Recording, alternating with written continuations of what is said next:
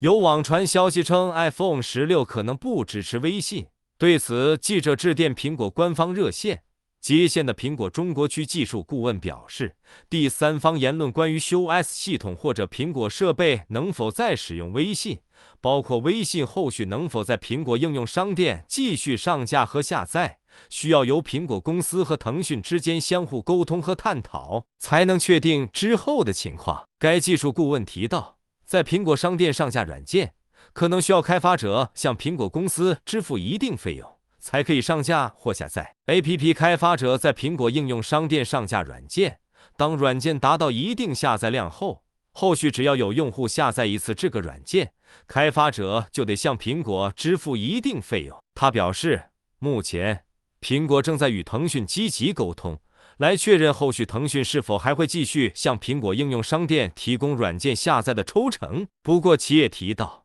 微信作为一个比较大众的软件，双方也都会为了自己相应的效益做出一定处理，所以暂时不用担心。大家关心的以后微信还能不能下载使用，也需要等官方发出的提示为准。我们对第三方消息没有办法做任何评判，上述解释也仅供参考。本以为苹果赚的只是我的手机钱，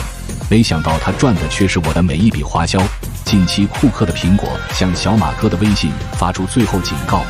要么以老实求放过，乖乖的支付30%的苹果税，要么一条路走到黑，苹果停止更新微信。也许很多人不清楚苹果税是什么，苹果税就是用户通过苹果支付花的每一笔钱，苹果都要抽走30%，而这被抽走的30%就是苹果税。最直观的例子就是，你在抖音上充值抖币，安卓用户1块钱买10个，苹果用户却只能买7个。还有打车、开会员、订酒店等等，哪怕是同样的订单，苹果手机都要比安卓贵上不少。而微信的某些充值渠道中却存在着一些可以规避这30%苹果税的漏洞，所以苹果这才跟腾讯急眼了。然而，这还不是苹果最流氓的地方。虽然说苹果税全球都有收取，但是中国却是目前全球范围内苹果公司对于 PP 类交易抽成佣金费率最高的国家，并且苹果在中国不允许的第三方支付，在欧盟、美国、韩国等地却是允许的。